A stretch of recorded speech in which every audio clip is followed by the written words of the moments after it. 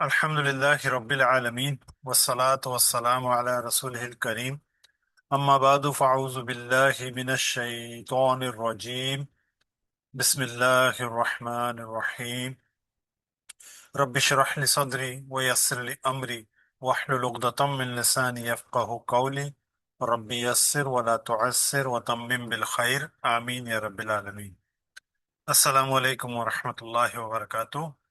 الحمدللہ، اللہ کی توفیق، اللہ کی عنایت سے ایک بار پھر ہم اپنی اس نشست میں حاضر ہوئے ہیں جس کا عنوان ہے مضامین قرآن، جس کو ہم آسان طریقے سے بیان کرنے کی کوشش کرتے ہیں، اور قرآن کے وہ مضامین جو قرآن میں جا بجا بیان ہوئے ہیں ان کو مختلف جگہوں سے یکجا کر کے ایک مضمون کی شکل میں پیش کرنے کی کوشش کرتے ہیں تاکہ قرآن کا وہ اصل پیغام جن مضمون میں مضامین میں موجود ہے اس کو سمجھ کر اس پر عمل پیرا ہوں.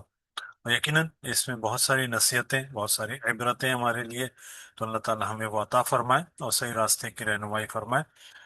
اچھا، ہم مطالعہ کر رہے تھے سورہ شعراء کا. الحمدللہ مطالعہ جاری ہے. ایک وقفہ سا آ گیا ہے، تو اب چونکہ پہلا جو ٹاپک ہے اس سورہ کا، مطلب پہلا تو نہیں کہہ سکتے، ایک تمہیدی ٹاپک تھا جو کہ پہلا رکوع تھا، اس میں قرآن کی دعوت اللہ تعالیٰ نے جو پیش کی کہ نبی کریم صلی اللہ علیہ وسلم نے جب یہ دعوت پیش کی تو اس وقت مشرکین مکہ یا کفار جو موجود تھے ان کا کیا رویہ تھا.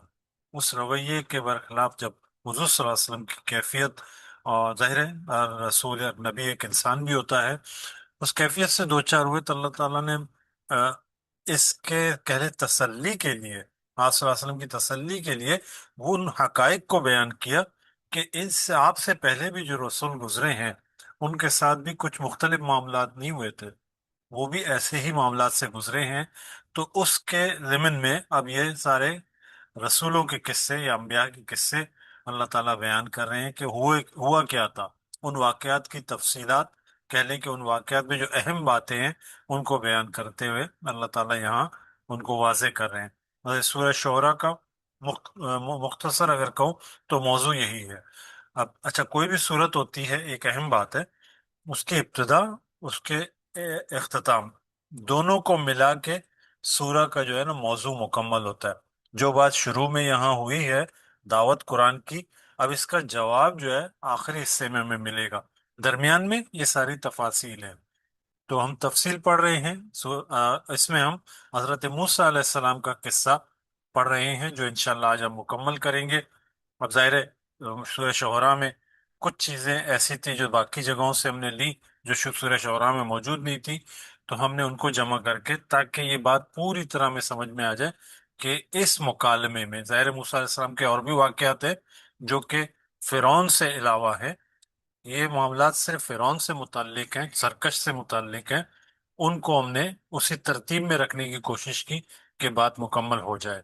تو ایک خلاصہ میں نے رکھا ہے کہ اب تک جو ہم نے پڑھا ہے اس سورہ میں، ہم اس کو ایک دفعہ دہرا لیں مختصر، پھر اختتامی جو ہمارا جو آیتیں ہیں ان کو ہم پڑھیں گے تاکہ ہمیں بات مکمل سمجھ میں آ جائے. انشاءاللہ جب آپ ان سے گزریں گے تو آپ کی بھی یاد تازہ ہوگی کہ پیچھے ہم نے کیا پڑھا تھا. ظاہر تفصیل تو ساری نہیں کر سکیں گے لیکن مختصر نکات کے ساتھ میں ان کو آپ کے سامنے رکھنے کی کوشش کروں گا. تو وہ ریویژن کے ساتھ ساتھ اب اگلے حصے سے ہم کنیکٹ ہوں گے تو ہمیں ایسا لگے گا کہ ہم نے ایک ہی نشست میں پورا قصہ سن لیا الحمدللہ. تو سورہ کا آغاز ہوتا ہے تمہیدی جو رکوع ہوتا ہے، اس سے ہے ابتدا، آغاز حروف مقطعات سے ہے، طاسیم میم. اس کی ہم تفصیل جانتے ہیں، اور یہ اس کے بارے میں ہم نے بہت ساری چیزیں اور بھی سمجھی تھی کہ یہ سورہ کے آغاز سے اس کا تعلق ہوتا ہے ایک قرآن کی بیان کا، قرآن کا. تو اگلی بات قرآن کی صفت بیان ہو گئی کہ یہ کتاب کی قرآن کی جو سب سے مشہور صفت ہے نا، واضح دلیل، روشن، اس صفت کو یہاں بیان کیا گیا. پھر اللہ تعالیٰ نبی کریم صلی اللہ علیہ وسلم کے اس غم، اس دل کی کیفیت کو بیان کر رہے کہ ایمان نہ لانے پر، کفار کے ایمان نہ لانے پر آپ صلی اللہ علیہ وسلم اتنے رنجیدہ تھے گویا اپنی جان کھو دیں. اس کیفیت کو اللہ تعالیٰ نے بیان کیا اور نبی صلی اللہ علیہ وسلم کی اسی بات پہ تسلی دی، اور مزید یہ کہا کہ اگر اللہ چاہے، دیکھیں ہم اس دنیا میں ہیں آزمائش کے لیے، اگر اللہ سامنے آ کے کھڑا ہو جائے تو پھر ایمان لانا، کون نہیں ایمان نہیں لائے گا؟ کس میں اتنی مجال ہوگی کہ ایمان نہ لائے؟ اللہ تعالیٰ سامنے آ جائے، اللہ تعالیٰ کی کوئی ایسی نشانی سامنے آ جائے جس کا انکار ممکن ہی نہ ہو، تو آزمائش تو باقی نہیں رہا۔ تو اللہ چاہے تو یہ کر سکتا ہے، یہ اللہ تعالیٰ کی قدرت ہے کہ زبردست نشانی بھیج کر ایمان لے آئے سب، لیکن یہ آزمائش ہے، اللہ تعالیٰ اس کو برقرار رکھتے ہیں۔ اللہ تعالیٰ کبھی بھی اس نظام کو ختم نہیں کریں گے، قیامت کے دن یہ اپنے اختتام کو پہنچے گا۔ تو یہ نظام، یہ زندگی جو ہے جس میں ہم جی رہے ہیں، یہ آزمائش ہے۔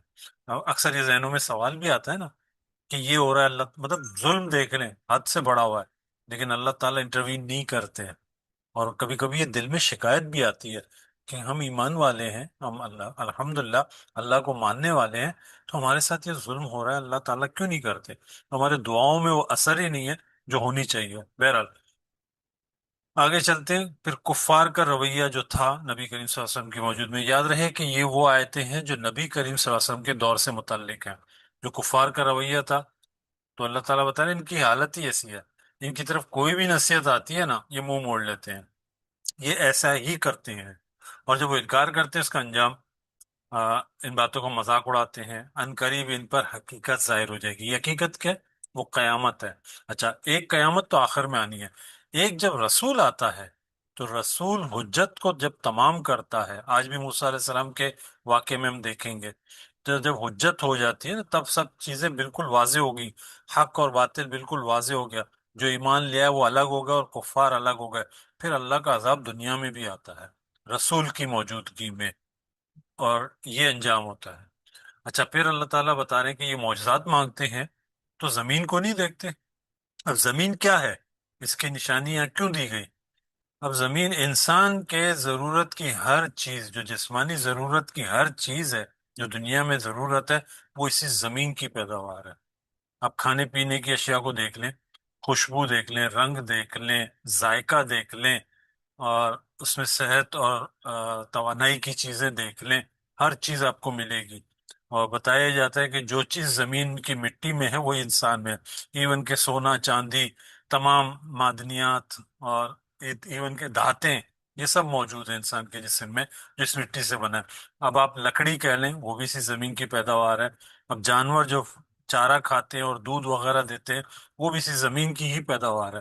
کپڑا لے لیں، وہ اسی زمین کی پیداوار ہے۔ اس زمین کو دیکھ کر ہم اللہ کی نشانی، جو ایک مردہ زمین ہے، اللہ اسے کیسے زندہ کرتا ہے، قرآن بارہا سے بیان کرتا ہے، اس کو دیکھ کر بھی نصیحت نہیں لیتے، مطلب اس کو نشانی نہیں سمجھتے، تو اور کس چیز کو مانیں گے؟ تو اللہ تعالیٰ یہ کہہ رہے ہیں اس عظیم نشانی کو دیکھ کر بھی مگر اکثر لوگ ایمان نہیں لاتے۔ پھر اس رکوع کا اختتام اللہ کی دو صفات پر ہوتا ہے۔ میں پہلے بھی بتا چکا ہوں کہ اللہ تعالیٰ جب یہ بات بیان ہوتی ہے آخر میں، اللہ کے جو اسماء آتے ہیں تو وہ اس موضوع سے متعلق ہوتے ہیں۔ اللہ چاہتا تو انہیں پکڑ لیتا، اللہ زبردست ہے، مگر رحیم بھی ہے، رحم کا معاملہ کیا ہوا ہے۔ پھر موسیٰ علیہ السلام کی دعوت اگلے رکوع سے، اب جو ہے یہ بات چلے گی ماضی میں کہ موسیٰ علیہ السلام کے دور میں کیا ہوا تھا۔ سب سے پہلی چیز جو بتائی گئی کہ موسیٰ علیہ السلام کو اللہ تعالیٰ نے حکم کیا دیا۔ اب یہ دو حصوں میں ہم نے پڑھا تھا، سورہ طٰہٰ میں بھی، سورہ شعراء میں بھی، تو دونوں کا اکٹھا ہے۔ تو دعوت موسیٰ کا آغاز جب ہوتا ہے، اللہ تعالیٰ موسیٰ علیہ السلام کو حکم دیتے ہیں فرعون جیسے سرکش ظالم و قرآن کے پاس جاؤ اور اسے خبردار کرو۔ پھر نبوت کی جو پہلی جھلک ہے، موسیٰ علیہ السلام ایک شعلہ دیکھتے ہیں اور کہتے ہیں کہ میں جا کے لے لوں یا رہنمائی لے لوں وہاں سے، تاکہ ہمارے لیے کچھ سفر کے آسان ہو۔ تو وہ واقعہ ہم تفصیل سے پڑھ چکے ہیں۔ پھر اللہ تعالیٰ وہاں خطاب کرتے ہیں وادی مقدس میں، وادی طوا میں، اور اپنا تعارف کراتے ہیں اللہ تعالیٰ کہ میں ہی اللہ ہوں، میں رب ہوں۔ پھر توحید یعنی کہ اللہ اپنی الہیت کا بیان کرتے ہیں کہ میں ہی الہ ہوں، میرے علاوہ کوئی معبود نہیں، اور بندگی اسی کی بندگی کرو یعنی کہ اللہ تعالیٰ کی، اور نماز قائم رکھو۔ یہاں نماز کا ذکر ہمیں ملتا ہے، تو اس سے ایک بات، ایک غلط فہمی ہمیں دور ہونی چاہیے کہ نماز جو ہے امت مسلمہ یعنی کہ نبی صلی اللہ علیہ وسلم کی امت پہ پہلی دفعہ فرض نہیں ہوا، نماز ہر نبی کے ساتھ تھا۔ اب وہ نمازیں کس طرح پڑھی جاتی تھی، کہتے ہیں کہ طریقہ بھی تقریباً وہی ہے، الفاظ کا فرق ہو سکتا ہے، ہر ایک اپنی زبان میں اللہ کو پکارتا تھا، اللہ سے مانگتا تھا۔ ہماری زبان میں جو عربی میں ہے وہ نماز وہی نماز ہے جو اللہ تعالیٰ نے ہر نبی کو دیا. تو یہ غلط فہمی ہے ہماری کہ نماز ہمیں ہی ملا ہے. نہیں، یہ ہر نبی کے ساتھ تھا. تو یہاں پہ یہ بات بھی واضح ہو جاتی ہے. پھر اللہ تعالیٰ نے موسیٰ علیہ السلام کو معجزات دیے. دو معجزات کی یہاں ذکر ہے. حالانکہ موسیٰ علیہ السلام کو 9 معجزات دیے، 9 معجزات دیے ہیں. یہاں کیا دیا تھا؟ ایک لاٹھی دی تھی، عصا دیا تھا جو سانپ میں تبدیل ہو جاتا تھا. اور بھی کام ہے اس سے جو ہم پڑھیں گے آگے. پھر دوسرا یہ تھا کہ ان کا ہاتھ جب اپنی جیب میں یا بغل میں ڈالتے تھے اور نکالتے تھے تو ایک ہوتا ہے نا کہ بیماری ہو کسی وجہ سے سفید ہو، نہیں، بالکل واضح سفید چمکتا ہوا نکلتا ہے. تو یہ اللہ کی ایک نشانی تھی، دوسری نشانی تھی. پھر دعوت کا جو فریضہ ہے وہ دیا، اور موسیٰ علیہ السلام کو اس پہ خوف کا اظہار. موسیٰ علیہ السلام نے اپنے خدشات بیان کیے کہ فرعون انہیں جھٹلائے گا، زبان میں روانی نہیں ہے، ایک جرم کی بنیاد پر انہیں قتل کیا جائے گا. یہ تین چیزیں بیان کی. پھر موسیٰ علیہ السلام نے دعا مانگی کہ میرے ساتھ میرے بھائی ہارون کو میرا مددگار بنا دے. حالانکہ دعا یہ تھی کہ اس کو رسالت بھیج دے تو اللہ تعالیٰ اس کا مددگار بنا دیتے ہیں. دوسری جگہوں پہ یہ بھی دعا ہے کہ وہ وزیر کے طور پر، مطلب ان کے سپورٹ کے طور پر ہے. اب دیکھیں پوری دعوت میں ہارون علیہ السلام کا ایک جملہ بھی ہمیں نہیں ملے گا. دعوت موسیٰ علیہ السلام یہ وہ ہیں جو سپورٹ میں تھے، حوصلے کے طور پر تھے. بہرحال پھر اللہ تعالیٰ کی طرف سے جو دعا مانگی گئی تھی نا، بہت ساری چیزیں جیسے مانگی گئی، جو ہم نے پوری دعا جو شروع میں پڑھتے ہیں رب اشرح لی، وہ دعا ہے پوری. موسیٰ علیہ السلام نے مانی، اللہ تعالیٰ نے مانگی. اللہ تعالیٰ نے اس کی تسلی اور قبولیت کے لیے کہا کہ جو تم نے دعا مانگی تمہیں دے دیا گیا. تو اللہ تعالیٰ نے ایک بات اور بھی کہی کہ میں تمہارے ساتھ ہوں اور دیکھ رہا ہوں. یہ بات یاد رکھیے گا، یہ آج کے اس اختتامی اس کا مین پوائنٹ ہوگا انشاءاللہ. پھر موسیٰ علیہ السلام وہاں جب پہنچتے ہیں تو فرعون سے بنی اسرائیل کے آزاد کرنے کا مطالبہ کرتے ہوئے ایک طویل پھر بحث ہے. پھر فرعون جو ہے اسے اپنا احسان جتلاتا ہے کہ تم ہمارے گھر میں نہیں پلے، بچپن تمہیں یہاں نہیں گزارا. وہ اپنا احسان بتا رہا ہوتا ہے. اچھا، موسیٰ علیہ السلام احسان کا انکار نہیں کرتے ہیں، وہ اعتراف کرتے ہیں کہ ہاں ایسا ہی ہے، لیکن اس کا بدلہ کیا ہے کہ وہ تو میری غلطی تھی، ایک چوک تھا، اس کا میں اعتراف کرتا ہوں، اور اللہ نے اب مجھے نبی بنا کر بھیج دیا ہے. ٹھیک ہے. رب العالمین کا تعارف. فرعون کے سوال پر موسیٰ علیہ السلام نے رب العالمین کا جو بیان کیا، وہاں بیٹھے ہوئے تمام لوگوں کو یہ یقین ہو گیا کہ یہ وہ حقیقی رب ہے جو فرعون نہیں ہے. جو فرعون کے لیے بڑی بات تھی، خطرناک بات تھی. تو فرعون نے مذاق بھی اڑایا، دھمکی بھی دی، موسیٰ علیہ السلام کو مجنون بھی کہا، اور یہ بھی کہا کہ اگر تم نے اب میرے ساتھ شرک کیا، یعنی کہ مجھے میرے علاوہ کسی کو خدا کہا، الہ کہا، تو میں تمہیں قید کر دوں گا. پھر موسیٰ علیہ السلام معجزات کی بات کرتے ہیں کہ میں تمہیں کچھ دلا دوں، دکھا دوں، تم اس پہ یقین کر لو گے. تو وہ کہتے ہیں دکھاؤ. تو وہ لاٹھی یا جو عصا ہے اس کو پھینکتے ہیں، وہ اژدہا بن جاتا ہے. پھر ہاتھ نکالتے ہیں، وہ جو ہے چمکتا ہوا نظر آتا ہے. اس پر فرعون بات کو پلٹتا ہے اور معجزات کو جادو قرار دے دیتا ہے. تو وہ جادو کہہ کر اب مشورہ کرتا ہے کہ کیا کیا جائے. پھر جادوگروں کو بلانے کی تیاری ہوتی ہے. اب یہ وقفے کے بعد، بہت عرصے کے بعد یہ معاملات ہوئے کہ جادوگر جمع ہوئے، ایک دن مقرر ہوا، ٹائم مقرر ہوا. پھر جادوگر آئے، انہوں نے مقابلے کی اجرت کی طلب کی اور لالچ بھی کی. فرعون نے ان سے کہا بڑا انعام ملنے والا ہے، تم میرے قریبی لوگوں میں سے ہو جاؤ گے. بہت وعدے کیے اور ان کو آمادہ کیا. پھر ساری انویسٹمنٹ کس پہ ہوئی؟ جادوگروں پہ. جادوگروں کو ہی آگے کیا گیا.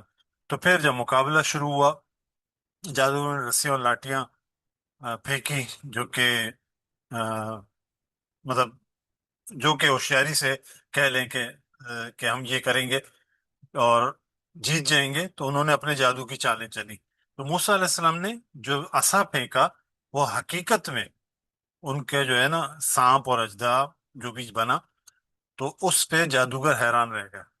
اور حقیقت میں لوگوں کو جو کچھ جادو نظر آ رہا تھا، اس جادو کو ختم کر دیا. سب کے سامنے حقیقت واضح ہو گئی. اس پر جادوگر سجدے میں گر گئے.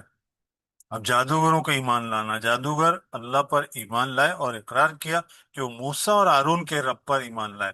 یعنی کہ بات کو واضح کیا، رب کا جو لقب تم نے اپنے آپ کو دیا، ہم تمہاری بات نہیں کر رہے، حقیقی رب پر ایمان لائے. پھر درمیان میں یہ وقفہ آتا ہے کہ اس کے بعد کئی سال موسیٰ علیہ السلام اپنی تبلیغ کرتے گئے. تو موسیٰ علیہ السلام کے خلاف پیچھے سازشیں بھی ہوتی رہیں فرعون کے دربار میں. اب فرعون جو ہے سیاسی طور پر ان چیزوں کو ہینڈل کرنا چاہ رہا تھا، قتل کرنا چاہتا تھا کہ موسیٰ علیہ السلام کو کسی طور پر قانون کی زد میں لایا جائے. تو ایک مرد مومن بتایا جاتا ہے کہ وہ فرعون کے خاندان میں سے تھا. اللہ تعالیٰ نے اس کو مرد مومن کہا. وہ مداخلت کرتا ہے، وہ اٹھتا ہے. اس کی ایک بڑی تقریر ہم نے لمبی پڑھی تھی. سبحان اللہ. تو وہ اٹھتا ہے اور اس کے کہتا ہے کہ جو اپنا ایمان چھپایا ہوا تھا موسیٰ علیہ السلام کی حمایت میں بات کرتا ہے. اچھا، حمایت، وہ انسانیت کی حمایت میں بات کرتا ہے.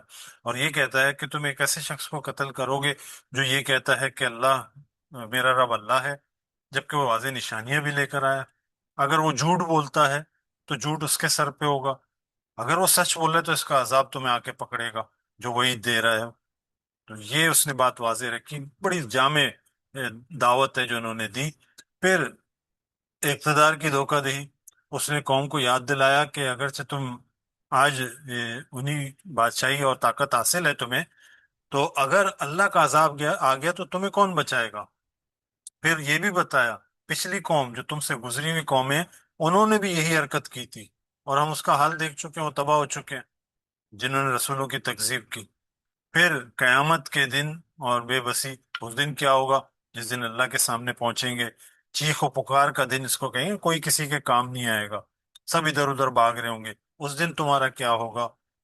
اس کے بعد یوسف علیہ السلام جو اس قوم کی طرف آ چکے تھے، ان کی مثال دی کہ یوسف علیہ السلام بھی تمہاری طرف آئے تھے لیکن تم شک میں مبتلا رہے ان کے بارے میں، اور تم یہی کہتے رہے کہ اب اللہ کوئی رسول نہیں بھیجے گا، اور نہ ہی یوسف علیہ السلام کو تم نے مانا.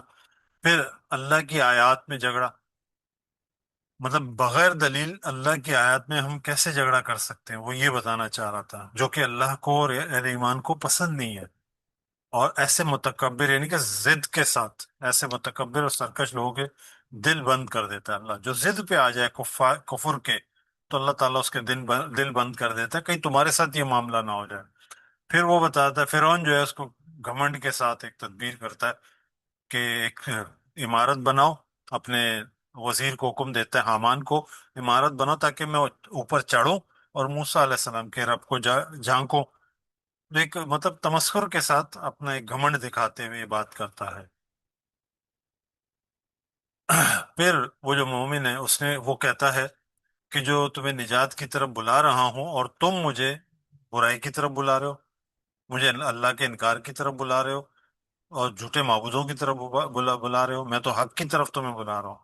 پھر آخرت کیا ہے اس نے یہ بتایا کہ دنیا کی زندگی عارضی ہے، اصل ٹھکانہ آخرت ہے جہاں نیکوکاروں کا انعام بے حساب ملے گا اور برائی کا بدلہ پورا دیا جائے گا.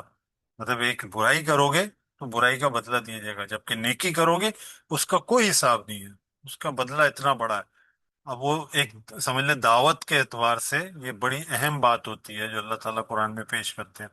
پھر اللہ پر توکل کرتے ہوئے انجام، یہ اہم چیز ہے دعوت میں. اپنی بات واضح کر دو، اس کے بعد اللہ پر توکل کرو اور انجام واضح کر کے اطمینان پکڑ لو.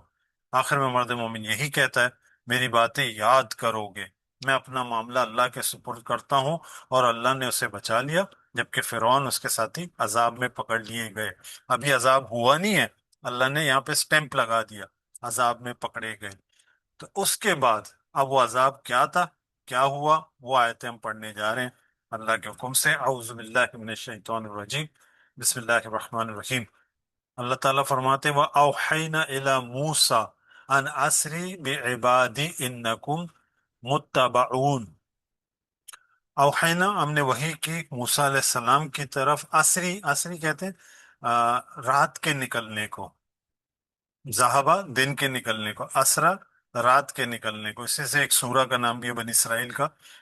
تو رات کے لیے نکلنے کو اسرا کہتے ہیں. رات کو نکلو میرے بندوں کے ساتھ کیونکہ تم فالو کیے جاؤ گے، متبعون، تمہیں پیچھا کیا جائے گا. فَأَرْسَلَ فِرْعَوْنَ فِي الْمَدَائِنِ حَاشِرِينَ. فرعون نے جو ہے شہروں میں جمع کرنے والے یعنی کہ ہرکارے بھیجے تاکہ فوج جمع کی جائے. اب وہ ایک پلاننگ کر رہا تھا. ان هؤلاء لشرذمۃ قلیلون. شرذمہ جماعت، قلیل چھوٹی. مطلب یہ چھوٹی سی ایک جماعت ہے کہ یہ مٹھی بھر لوگ ہیں جن کے لیے وہ فوج جمع کی جا رہی ہو. اپنے بارے میں کیا کہہ رہا ہے؟ وَإِنَّهُمْ لَنَا لَغَائِظُونَ، بے شک انہوں نے ہمیں غضب دلایا، غیظ و غضب میں مبتلا کیا، ہمیں غصہ دلا رہے ہیں، ہمارے قوانین توڑ رہے ہیں۔ وَإِنَّ لَجَمِيعٌ حَاذِرُونَ، اور ہم ایک ایسی جماعت ہے جو ہمیشہ چوکنا رہتی ہے۔ اپنے بارے میں یہ کہہ رہا ہے، کیا بتایا گیا؟ موسیٰ علیہ السلام کو اللہ تعالیٰ نے، اب یہ واقعہ کافی عرصے کے بعد ہوا، اب سب کچھ دعوت پیش کر دی گئی، اب اتمام حجت ہو چکا، اب کوئی چیز واپسی کا نہیں ہے۔ اب جو ایمان والے ہیں، جیسے میں نے بتایا نا، رسول کے ساتھ ایمان والوں کو الگ کر دیا جاتا ہے، جو ایمان نہیں لاتے کفار ہوتے ہیں ان پہ عذاب آتا ہے۔ اب یہ ٹائم آ گیا ہے، تو موسیٰ علیہ السلام کو اللہ تعالیٰ نے حکم دیا، راتوں رات نکلو، میرے بندوں کو لے کر تمہارا پیچھا کیا جانے والا ہے۔ اب اس کہہ لیں کہ اللہ تعالیٰ نے خبر دے دی۔ پھر اللہ تعالیٰ فرماتے ہیں کہ اس معاملے سے حقیقت میں اللہ کی پلاننگ سے وہ کہاں پہنچا دیا ان فرعونیوں کو، اور یوں کہہ لیں کہ اس قبطی قوم کو، فرعون کے ساتھیوں کو کہاں پہنچا دیا، اور اصل میں جو بنی اسرائیل ہے اس کو کیا مقام دیا۔ یہ اللہ تعالیٰ نے اس پلاننگ کا نتیجہ بتایا۔ یہ نہیں کہا کہ وہ نکلے، کہا جا رہا ہے ہم نے ان کو نکالا، فَأَخْرَجْنَاهُ، پھر ہم نے ان کو نکالا، من جنات، جنات کہتے ہیں باغ، جمع میں باغوں، وہ عیون، عین کی جمع چشمہ، چشموں کو، اور جنات اور باغوں سے نکالا، مطلب جنات اور چشموں سے نکالا، اپنے باغوں میں اور چشموں میں، مطلب عیش و عشرت کے جو سکون کی زندگی تھی وہاں سے نکالا۔ وہ کنوز، کنوز کنز کی جمع ہے، کنز کہتے ہیں خزانے کو، وہ مقام کریم، اور مقام کریم عزت والے مقام سے ان کو اتارا، اور اپنے خزانوں کو چھوڑ کے یہ کہاں نکلے؟ موسیٰ علیہ السلام کے پیچھے، اور پوری قوم نکلی، مطلب فرعون نے سب کو ہی جمع کر دیا تھا اپنے جو ان کے خلاف تھے۔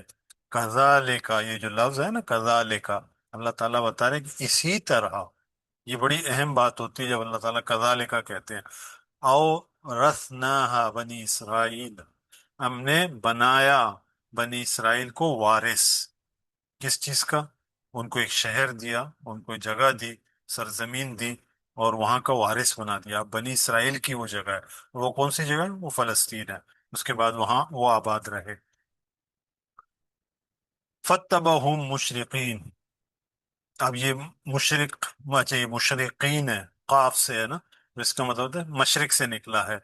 تو ہوا یہ کہ موسیٰ علیہ السلام نکلے رات کو، تو صبح ہوتے ہی فرعون اور اس کی قوم جو ہے، جو فوج تھی، اس کے تعقب میں نکلا۔ فلما ترا الجمعین، جمعان کہتے ہیں دو جماعتوں کو، دونوں جماعتوں نے ایک دوسرے کو دیکھا آمنے سامنے، قال اصحاب موسیٰ، موسیٰ علیہ السلام کے ساتھیوں نے کہا، ان المدرکون، اب یہاں قالا کا ترجمہ کریں، موسیٰ علیہ السلام کے ساتھی چیخ اٹھے، کیا؟ ان لمدرکون، ہم تو در لیے گئے، ہم تو پکڑ لیے گئے۔ کیوں؟ ایک طرف آگے دریا، دوسری طرف فرعون کی فوج، اب فاصلہ بس تھوڑا سا رہ گیا، کہیں ایسا نہ ہو کہ ہمیں پکڑ لے، ہم دریا میں اترے کہاں جائیں؟ اب یہاں ایک عجیب سی کیفیت تھی، اور اب یہاں پہ کوئی بھی شخص ہوتا تو یہی کہہ رہا ہوتا کہ ہم پکڑے گئے، اب کوئی راستہ نہیں بچا۔ لیکن موسیٰ علیہ السلام کا یقین، اور ایک وہ جو جملہ شروع میں نے کہا تھا نا، اللہ تعالیٰ نے فرمایا تھا کہ میں نے کہا اس بات کو یاد رکھیے گا، میں تمہارے ساتھ ہوں اور سن رہا ہوں، وہی بات۔ تو موسیٰ علیہ السلام کہتے ہیں قال کلا، موسیٰ علیہ السلام نے کہا ہرگز نہیں، ان معی ربی، بے شک میرے ساتھ ہے میرا رب، سیہدینی، میرے ساتھ ہے، مجھے ہدایت دے گا، مجھے راستہ بتائے گا۔ تو یہ موسیٰ علیہ السلام کا یقین تھا۔ اب دیکھیں کتنا ٹائم لگا، یہاں سامنے موجود ہیں، لوگ چیخے، موسیٰ علیہ السلام نے جملہ ادا کیا، اگلی بات کیا آتی ہے؟ فَأَوْحَيْنَا إِلَى مُوسَى، اور میں نے وحی کی ہم نے وحی کی موسیٰ علیہ السلام کی طرف، أَنِ اضْرِبْ بِعَصَاكَ الْبَحْرَ، اپنے عصا کو بحر پہ مارو، یعنی کہ دریا پہ مارو۔ فوراً دعا قبول ہوئی اور حکم بھی آ گیا، اب تمہیں آگے کرنا کیا ہے؟ جو عصا تمہارے پاس بطور معجزہ ہے، اس کو اٹھاؤ اور دریا پہ مارو۔ اور ہوا کیا؟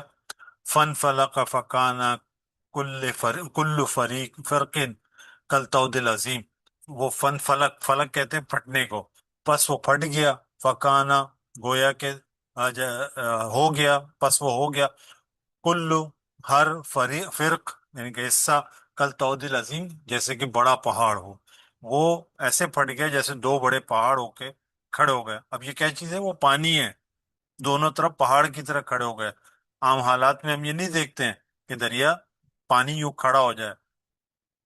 تو یہ ایک بہت بڑا معجزہ تھا جو سزا کے طور پہ دکھایا۔ پھر کیا ہوا؟ وَأَزْلَفْنَا ثُمَّ الْآخَرِينَ، جو آخرین کہتے ہیں دوسرے، وہ جو پیچھے ان کے آ رہے تھے ان کو بھی وہاں لا کے پہنچا دیا۔ اب ظاہر ہے موسیٰ علیہ السلام نے لاٹھی ماری ہوگی اور وہ چل پڑے ہوں گے، تو وہ آدھے رستے پہ پہنچے ہوں گے، جبکہ فرعون کی، جو فرعون تھا اور اس کی فوج تھی، وہ دریا کے کنارے پہ آ کے پہنچے ہوں گے۔ یہاں پہ وہ بتایا جا رہا ہے کہ وہاں ان کو پہنچا دیا۔ وَأَنْجَيْنَا مُوسَىٰ وَمَن مَّعَهُ أَجْمَعِينَ، اور موسیٰ علیہ السلام کو اور ان کے ساتھ جو تھے سب کو ہم نے نجات دی، یعنی کہ وہ پار ہو گئے۔ ثم اغرقنا الآخرین، پھر ہم نے غرق کر دیا دوسروں کو، یعنی کہ فرعون کی قوم کو۔ پچھلی آیتوں میں ہم نے پڑھا کہ ہم نے غرق کریں گے، کر دیا۔ یہاں پہ وہ بات حتمی طور پہ پوری ہو گئی کہ اللہ تعالیٰ نے جب وہ فرعون موسیٰ علیہ السلام کے اپنے بنی اسرائیل کے ساتھ پار ہوئے، اور فرعون اپنے فوج کے ساتھ جب درمیان میں پہنچا، تو سمندر کو اللہ تعالیٰ نے حکم دیا، دریا کو اللہ تعالیٰ نے حکم دیا کہ پھر سے مل جاؤ، اور وہیں وہ غرق ہو گئے۔ یہاں یہ ایک آیت آتی ہے سورہ یونس میں کہ فرعون کہتا ہے مطلب میں ایمان لایا ہوں، اللہ پر، موسیٰ علیہ السلام کے رب پر ایمان لایا ہوں۔ تو اللہ تعالیٰ وہ منع کر دیتے ہیں، آنا اب تم ایمان لائے ہو جس کا اب کوئی فائدہ نہیں ہے۔ مطلب اس کو، وہ وہاں پہ بھی چال بازی تھی، اللہ تعالیٰ تو دلوں کے حال جانتا ہے، تو اللہ تعالیٰ نے وہاں اس کو غرق کر دیا۔ اچھا، اس کے بعد کے بہرحال کچھ سائنٹیفک پروفز وغیرہ ہیں، وہ ایک تفصیل ہے کہ فرعون کی لاش کو باہر نکالا گیا اور اس کو ممی میں ڈالا گیا، اور آج مطلب 20ویں صدی میں جا کے پتہ چلا ہمیں کہ وہ فرعون کی لاش دریا میں ہی غرق ہوئی تھی، جبکہ وہ ممی میں اس کو نکال کے ہنوت کیا گیا تھا، وہ ایک الگ کہانی ہے۔ تو خیر، آخرین ان کو غرق کیا۔ پھر اس کے بعد یہ جو آیت ہے، میں نے کہا تھا یہ بار بار آئے گی، پہلے رکوع کے بھی اختتام پہ تھا، دوسرے جو موسیٰ علیہ السلام کا واقعہ اس کے بھی اختتام پہ آیت ہے۔ وہ یہ آیت کیا؟ ان فی ذلک لآیہ، یقیناً اس میں بہت بڑی نشانی ہے۔ وما کان اکثرهم مؤمنین، لیکن ان میں سے اکثر ماننے والے نہیں۔ وَإِنَّ رَبَّكَ لَهُوَ الْعَزِيزُ الرَّحِيمُ، اور تیرا پروردگار، اس میں کوئی شک نہیں ہے کہ وہ زبردست ہے مگر رحیم بھی، یعنی کہ وہ رحم کرتا ہے۔ یہ ایک سمجھ لیں، اس ہر واقعے کے آخر میں یہ آیتیں آئیں گی، یہ ایک آیت آئے گی جس سے اللہ تعالیٰ اس بات کو واضح کر رہے ہیں کہ یہ جو ہے آیتیں سب کے سامنے آئی تھیں، لیکن اکثریت ایمان نہیں لائی، اور ایسا ہی ہوتا ہے۔ اور اللہ چاہے تو پکڑ سکتا ہے، دیکھو، لیکن اللہ رحم کا معاملہ کر رہا ہے۔ یہ ایک ایسی آیت ہے جو ماضی کو ہمارے سامنے عبرت کے طور پر اور مستقبل کو بشارت کے طور پر رکھتا ہے کہ ہم اگر اچھے بنے تو ہم بچ جائیں گے، اگر ہم نے بھی برائی کی تو ہمارا بھی حال وہی ہونے والا ہے۔ تو گویا کہ یہ آیت ہر واقعے کے آخر میں ہمیں یاد دلاتا رہے گا کہ اللہ تعالیٰ کی ذات کون ہے۔ الحمدللہ، یہاں پر ہمارا یہ رکوع بھی مکمل ہوا، اور یہ جو واقعہ تھا کہ اس وقت جو فرعون اور موسیٰ علیہ السلام اور فرعون کا جو مکالمہ اور اس کے ساتھ جو واقعات تھے، اس کو ہم نے تفصیل سے پڑھا، جس میں اللہ تعالیٰ نے موسیٰ علیہ السلام اور بنی اسرائیل کو نجات دی، جو لاکھوں کی تعداد میں تھے، اور فرعون کو اس کی فوج کے ساتھ، قوم کے ساتھ اس دریا میں غرق کیا۔ اس کے بعد کے معاملات ظاہر ہے دوسرے واقعات موجود ہیں، لیکن چونکہ ہمارے ٹاپک کا حصہ نہیں ہے، تو اگلی جو پڑھیں گے ہم آیات، وہ حضرت ابراہیم علیہ السلام کے حوالے سے ہوں گے انشاءاللہ۔ سبحانک اللہم و بحمدک، نشہد ان لا الہ الا انت، نستغفرک و نتوب الیک۔ جزاکم اللہ خیرا۔ آج کے سبق کے حوالے سے یا بلکہ پورے ٹاپک کے حوالے سے کوئی سوال ہو تو ضرور کیجیے گا۔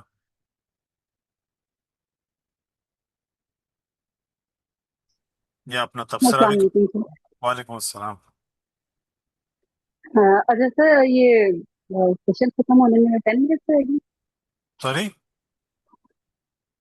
سیشن کو یہ جو زوم کی جو میٹنگ ہے یہ ختم ہونے میں 10 منٹ ہوں گے؟ جی جی، 10 منٹس ہیں، تقریباً 9 منٹس ہیں۔ ٹھیک ہے ٹھیک ہے ٹھیک ہے۔ अच्छा, आपने ना खुलासा जो शुरू में बयान किया ना, वो माशाल्लाह बहुत अच्छी तरीके से उसको कवर अप हो गई सारी चीज। जो चीजें अगर किसी को बैकग्राउंड में नहीं तो वो भी याद रहेगी। तो मेरे दिल में एक ये चीज पॉइंट भी आ रहा था। एक तो बीच में आपने वो जो एक वो मोमिन शख्स की बात की थी ना, जिसे जो गवाही दे रहा था। तो मेरे दिल में एक वैसे जनरली एक बात है कि चाहे हर बंदा आपके खिलाफ भी जा रहा हो, लेकिन जो हक से बयान कर रहे हैं ना, वहां पे आपने कोई भी आपका साथ नहीं दे रहा तो आपको हक बयान करना है। शायद हम्म। इस जो है इस सिनेरियो में जो उनका बयान किया गया, जिस बंदे से भी कभी बात की गई, तो शायद इस एस्पेक्ट से बात की गई होगी। दूसरी बात, क्योंकि मैंने आज थोड़ा बैठ के ना सारा थोड़ा तो दोबारा से भी पढ़ा था कि तो इसमें तो मुख्य अंबिया के वाकयात भी है ना। और हर अंबिया के वाकयात के एंड में भी यही बात बताई जा रही है कि तुम इनमें से अक्सर लोग ईमान नहीं लाएंगे। अक्सर का मतलब ये होता है, ये होगा ना कि एक ज्यादा तादाद होगी जो ईमान नहीं लाएगी। बिल्कुल। तो एक तो ये भी पॉइंट का जरूरत है। और बाकी जो आपने भी खुलासा बयान किया था, जिसके अंदर एक तो मैं ये सोची थी कि जो इसमें सामने जादूगर का तो इसके अंदर डायरेक्ट जिक्र नहीं किया गया ना। लेकिन जो ये कौम जो थी बनी इसराइल की, ये जो कि गुलामाना ज़हनियत का इनका वो था। ट्रेनिंग। ये अरसे से जो है ना, जी जी, अरसे से जो है ना गुलामाना इनका वो सोच थी। तो इनके अंदर से खुद वो एक लीडरशिप नहीं पैदा हुई। इन लोगों ने इनको इंतजार यहाँ था कि कोई आएगा तो ही हमें यहाँ से जो है निजात मिलेगी, या इनको ये सोच आती ही नहीं। वो हम्म। आदि मतलब हो गए थे इस चीज के गुलामी के। ऐसे तो ही। मूसा अलैहिस्सलाम को जो है, जाहिर है अगर अल्लाह अल्लाह ताला ने उनको लीडरशिप देनी थी, तो फिर उनके ही दरबार में जो है ना उनको वहां पे उनकी सारी परवरिश हुई, ताकि वो सारे वो तरीके सीखे जिसकी बेस के ऊपर उनको लीडरशिप मिलती है। वो हम्म। उनको मिलती है। हालांकि और जहाँ पे वो जब वो वहां पे दरिया की तरफ पहुंच जाते हैं, ये बिल्कुल अभी आपके सबक के दौरान मुझे भी पहुंच आया था कि वो जब वहां पे पहुंच जाते हैं और वो घबरा जाते हैं उनकी कौम। तो वो कहती है कि हम तो मारे गए। तो मूसा अलैहिस्सलाम को इतना तवक्कुल था अल्लाह पे, जबकि एक लीडर हजरत मूसा हुए हुए उनके एक लीडर वो मानते थे फिरौन। तो फिरौन तो खुद खुदा बना हुआ था ना इनका, और वो उनको अपनी ज़हनियत के मुताबिक चलाता था। और हज़रत मूसा जो थे ना, उनको वो सीधे रास्ते पे वो डायरेक्शन दे रहे थे कि तुम लोग खौफ ना खाओ, सीधे इस आयत पे मत होने को। बाकी इसके अंदर बहुत सी और चीजें भी हैं, वो इंशाल्लाह मैं ग्रुप के अंदर डिस्कस कर लूंगी, क्योंकि इसका टाइम भी लगा होता है। तो और किसी और को मौका नहीं मिलेगा तो बात करें। जज़ाकल्लाह, बहुत शुक्रिया। लेकिन ये इनकी जो फितरत खसलत थी ना, ये बाद में भी खत्म नहीं हुई। एक मौके पे मूसा अलैहिस्सलाम इनसे कहते हैं कि चले लड़ते हैं, अपने वतन वापस चलते हैं। तो कहते हैं तुम और तुम्हारा जी रब जी। जाओ मूसा अलैहिस्सलाम। तो इनकी खसलत खत्म नहीं। जी बहरहाल माशाल्लाह, अच्छी जी वजाहत जी। की आपने। एक और हैंड रेस था, गालिबन शायद वो चले गए। खैर। जी अस्मा साहिबा। जी सर, बस यही कहना चाह रही थी कि जैसे जालिम चाहे कितना ताकतवर हो, ईमान वाले जो होते हैं ना, तो अल्लाह की मदद होती है उनको। आखिरकार वो जीत ही जाते हैं, चाहे कितना भी उन्होंने जुल्म सहा हो या कुछ भी किया हो, लेकिन वो फिर आखिर में जीत जाते हैं। बिल्कुल ऐसे ही है। और आपको पता है इसमें से फर्क क्या है?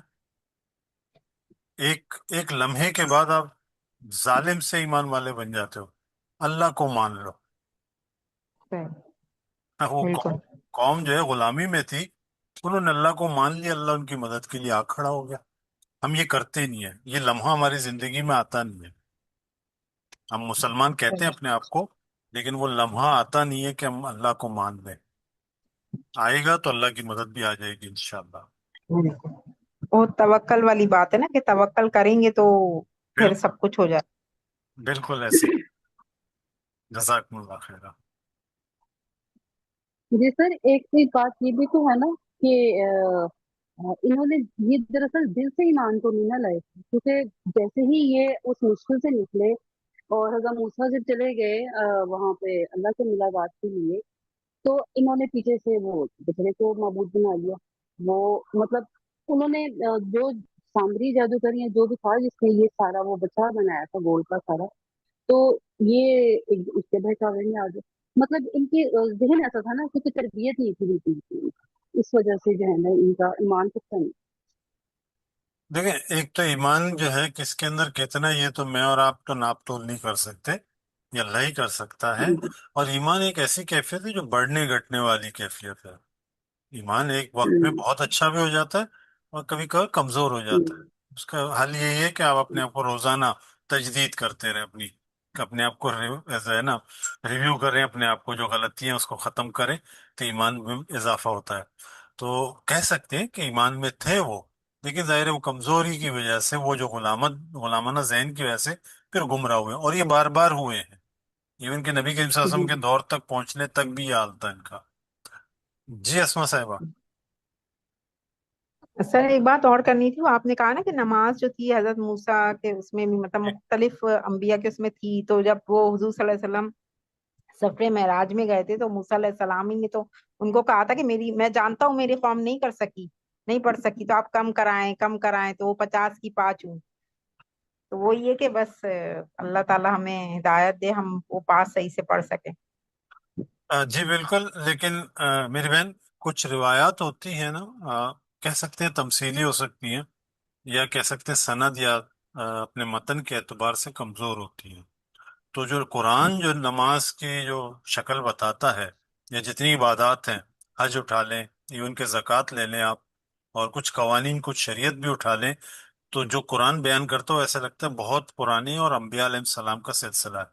मरियम सलाम अलैहा को अल्लाह ताला हुक्म देते हैं कि रुकू करने वालों के साथ रुकू करें, यानी कि एक रुकू भी मौजूद था, सिजदा भी मौजूद था। ये नहीं था कि नमाज जो है हमें नबी करीम सल्लल्लाहु अलैहि वसल्लम वो मेराज पे गए और मिला, ऐसा नहीं है।